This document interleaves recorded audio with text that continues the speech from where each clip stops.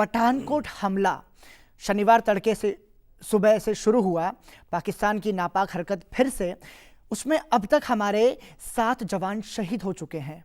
कैसे देख रहे हैं आप इसको? देखिए, ये बहुत एक तरह से दुखद तो घटना होती। 7 जवानों ने शहादत दी। बिल्कुल, एक लेफ्टिनेंट कर्नल, एक मेजर, जवान। आज उन जवानों के शव अपने परिवार के बीच में पहुंच रहे हैं जी। और किस तरह का वज्रपात परिवार के लोगों पर हुआ। जी, तो देखिए, एक तरफ ये हमारा सीना तो चौड़ा होता है कि हमारी फौज, हमारे सिक्योरिटी का अमला ऐसा है कि they lead from the front, officers lead from the front, बाकी फॉलो करते हैं उनको, कोई पीछे हिचकचाता नहीं है। लेकिन जैसे आपने कहा कि आज उनके शव आज उनके घरों पे में पहुंचेंगे, नियर्स एंड डेयर्स में पहुंचेंगे, तो कई सवालात भी जायज़ होगा उनकी तरफ से रेज करना कि मतलब ये कुर्बानी क्यों दी। बिल्कुल, इस हमले की अगर हम बात करें तो जगदीश सिंह, हवलदार जगदीश सिंह निहत्थे लड़े थे, मैस में वो काम कर रहे थे और जब ये हमला हुआ तो वो दौड़ गए। जब सामने आतंकवादी आए तो उनकी बंदूक लेकर के, आतंकी की बंदूक लेकर के ही आतंकी को मारा और निहत्थे मर गए। निहत्थे अपनी शहादत दी उन्होंने, कितनी बड़ी बात।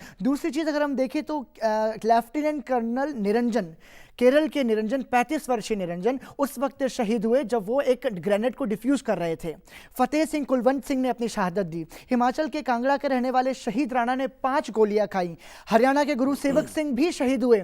सेवक सिंह जी के लिए मैं यहां बताना चाहूंगा आपको भी और दर्शकों को भी कि महज 27 साल की उम्र, 2 महीने पहले शादी हुई इनकी, देश के लिए मर मिटा।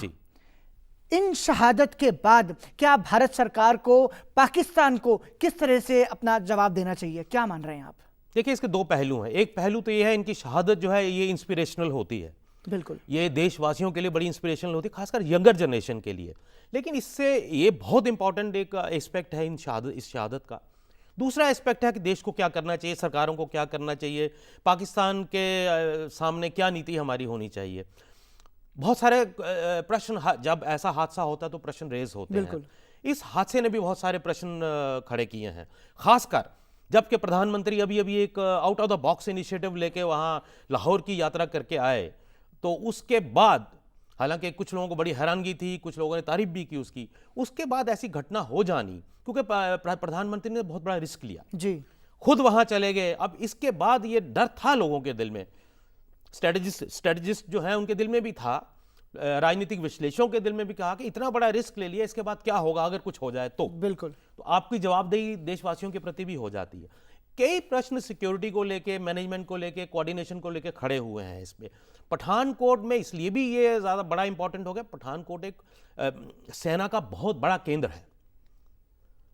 सेना का कम से कम 50,000 का सेना का अमला वहाँ विभिन्न अलग अलग सेटअप में वहाँ पे है। BSF का है क्योंकि बॉर्डर एरिया है, एयरफोर्स का बहुत बड़ा एस्टेब्लिशमेंट है। तो कोऑर्डिनेशन को लेके एक बहुत प्रश्न चिन्ह लगा है कि इतना हम लोग इतना झेल चुके हैं, कई बार ऐसे हादसे हुए हैं, पाक स्पॉन्सर्ड टेररिज्म हुआ है, हमने उनको फाइट बैक भी किया है, लेकिन उसके बाद भी अगर कोऑर्डिनेशन की कमी नजर आए तो ये बड़ा एक चिंता का विषय है। और वो कोऑर्डिनेशन की कहीं ना कहीं कमी दिल्ली में भी यही नजर आई। ठीक है, सरकार को पाक को मुंह तोड़ जवाब देना चाहिए, क्योंकि इन परिवारों पर जिस तरह का वज्रपात हुआ है वो मतलब अदम्य साहस हमारे जवानों ने दिखाया, देश के लिए शहादत दी उन्होंने। अगर मुंह तोड़ जवाब से आपका अभिप्राय ये है कि अटैक होना चाहिए, लड़ाई लड़नी चाहिए, उसके हक में कोई भी नहीं है, अटैक की बात नहीं है, लेकिन फिर भी ये रियलाइजेशन जरूर करवानी चाहिए कि हम कितना आगे बढ़े शांति के लिए, आपने क्या किया, सबसे बड़ी चीज। और कुछ लोगों का ये कहना है कि फॉरेन सेक्रेटरीज लेवल टॉक आ रही है कि उसको चलने देना चाहिए, नहीं चलने देना चाहिए। मेरा मानना है कि बातचीत होनी चाहिए, लेकिन बातचीत का क्या समय हो, क्या माहौल हो, ये बड़ा निर्भर करता है। बिल्कुल, अदरवाइज आपको अगर केवल फॉर्मेलिटी के लिए बात करनी है तो आप कर सकते हैं, इन हालात में निकलेगा कुछ नहीं।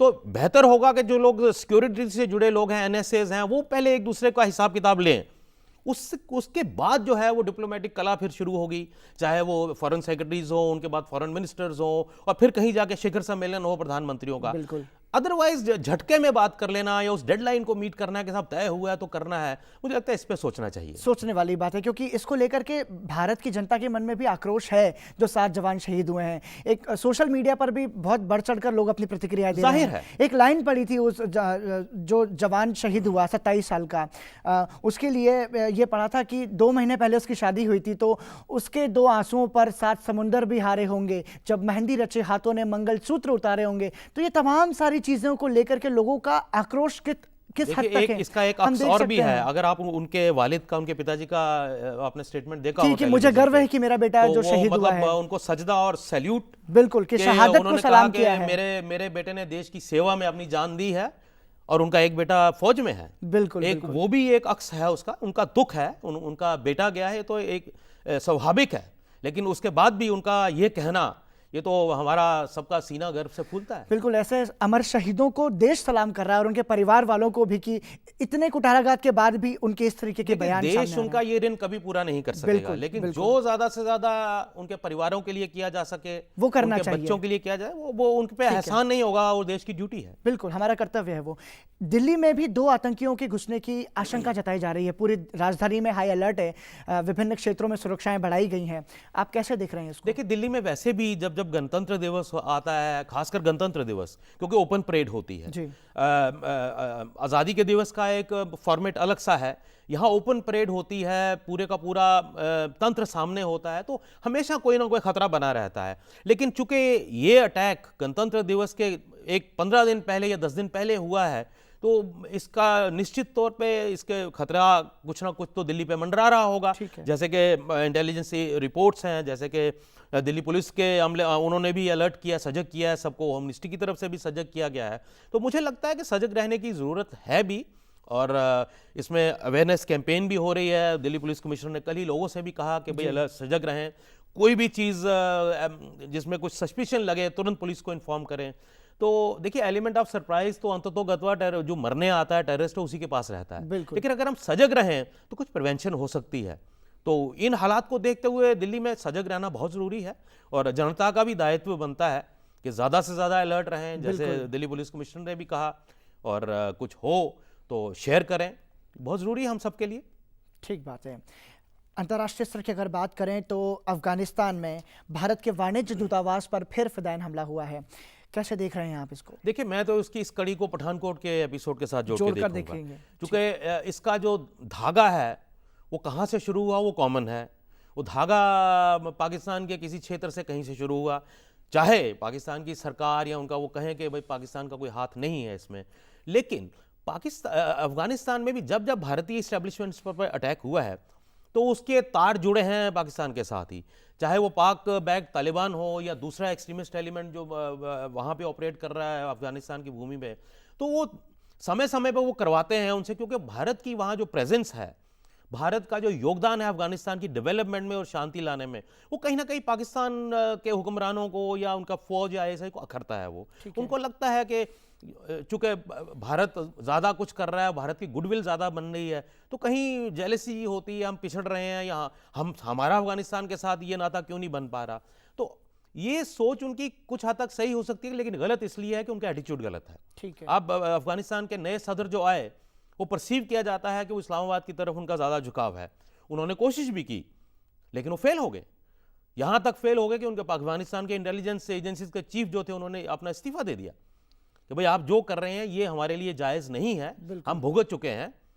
तो उनको भी, अफगान प्रेसिडेंट को भी उस पर रीथिंकिंग करनी पड़ी। मुझे लगता है कि ये इसकी जो पाकिस्तान हमारे मज़ार शरीफ में जो हमारे कॉन्सुलेट पे अटैक हुआ, ये डायरेक्ट उसका ताल्लुक पाकिस्तान से है। जैसे पठानकोट में हुआ तो भी तार वहीं जुड़ते हैं। आनंद जी, सबसे बड़ी बात कि आतंकवाद का गढ़ पाकिस्तान को बोला जाता है, ये जग जाहिर है। ठीक है, आतंकवादी संगठन वहां पर रह करके अपनी गतिविधियों को अंजाम दे देते हैं। ठीक है, तो क्या माना जाए पाकिस्तान शक के दायरे में है पूरी तरीके से, क्योंकि उसके सहयोग के बगैर इतने बड़े हमले को अंजाम दे देना, हमलों के जरिए, तो एक तो हमलावर जो है उसको श्रेय देना, उसको बढ़ावा देना, और उसके बाद में ये कहना कि हम तो उसके विरोध में हैं, इसको कैसे आंका जाए? देखिए, ये जग जाहिर है कि पाकिस्तान जो है टेररिज्म की वो खेती है जी। ये जग जाहिर है।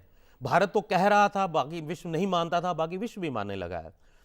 यूएस में जो हुआ, यूरोप में जो हुआ, कहीं ना कहीं वो पाकिस्तान के तार जुड़ते नजर आते हैं। तो हमारी बात वो चाहे ना माने, यूएस और यूके, कई साल तक वो अंधेरे में रहे, अपने आप को रखा उन्होंने, लेकिन ये जग जाहिर है।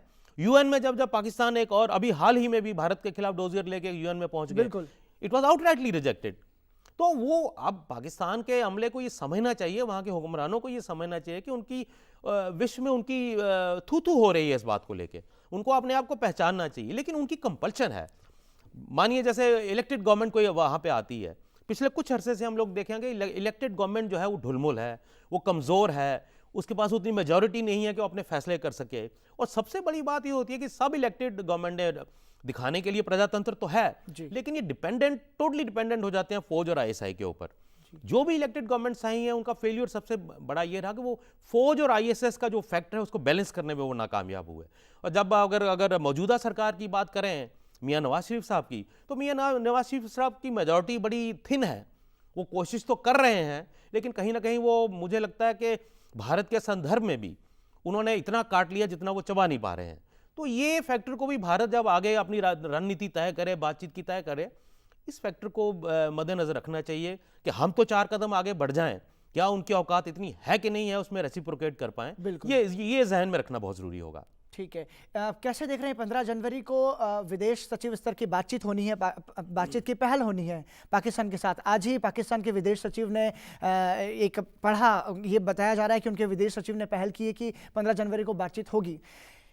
पठानकोट हमले के बाद भारत का रुख कैसा रहेगा इस बातचीत को लेकर? देखिए, बातचीत तो 15 को हो या उसके बाद हो, मैं नहीं कह रहा हूं कि बातचीत नहीं होनी चाहिए। क्या जरूरी है कि 15 को ही हो? क्या 15 की फॉरेन सेक्रेटरी लेवल बातचीत अगर आप करें तो कुछ निकल सकता है इन हालात में? इन सवालों का जो है जवाब गवर्नमेंट ऑफ इंडिया को ढूंढना पड़ेगा, और उससे पहले ये जरूर सेटल करना चाहिए, चाहे एनएसए के लेवल पे हो, चाहे डीजीएमओज के लेवल पे हो, या जो भी तंत्र बने, सिक्योरिटी वाले जो सिक्योरिटी को डील करते हैं लोग, वो ये तय करें, पाकिस्तान के सामने प्रश्न खड़ा करें, उस प्रश्न का जवाब मांगे कि भाई हम लोग, हमारे प्रधानमंत्री वहां जाके इनिशिएटिव लेके आए, बिल्कुल उन्होंने एक बहुत बड़ा रिस्क लिया उसमें, क्या आपका ये जवाब सही है? हमें जवाब चाहिए इसका।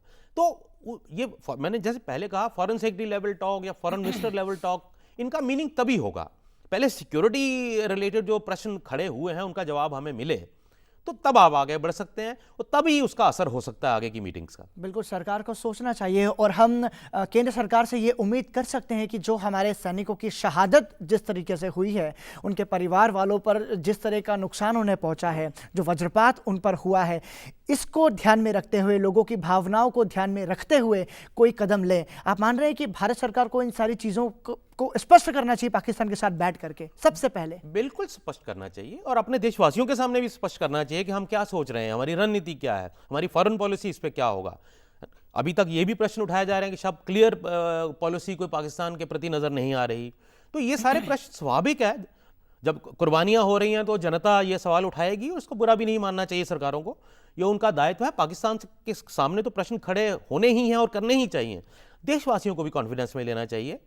तमाम अपोजिशन पार्टीज हैं, स्ट्रेटेजिस्ट हैं, जैसे बहुत अच्छा स्टेप किया विदेश मंत्री जी ने कि पुराने जो हमारे राजनयिक थे या हमारे जो हाई कमिश्नर्स थे पाकिस्तान में, सबको बुला के कल बात की। बिल्कुल, मुझे लगता है क्या ही अच्छा होता अगर ये बातचीत प्रधानमंत्री के लाहौर विजिट से पहले हो जाती, गुपचुप तरीके से ही हो जाती, कमरे के बंद हो जाती, किसी को पता भी ना चलता, तो शायद कुछ पुख्ता अमल होता, कोई और अच्छी तरह से वो विजिट होती। ये चीजें बहुत मायना रखती हैं। ठीक है, जनता को उम्मीद है, जो शहीद हुए उनके परिजनों को उम्मीद है सरकार से कि पाकिस्तान से स्पष्ट रुख रखते हुए और वो सख्त रवैये के साथ बातचीत करेगी इसको लेकर के। आनंद जी, राष्ट्रीय और अंतर्राष्ट्रीय स्तर की खबरों की समीक्षा के लिए बहुत धन्यवाद।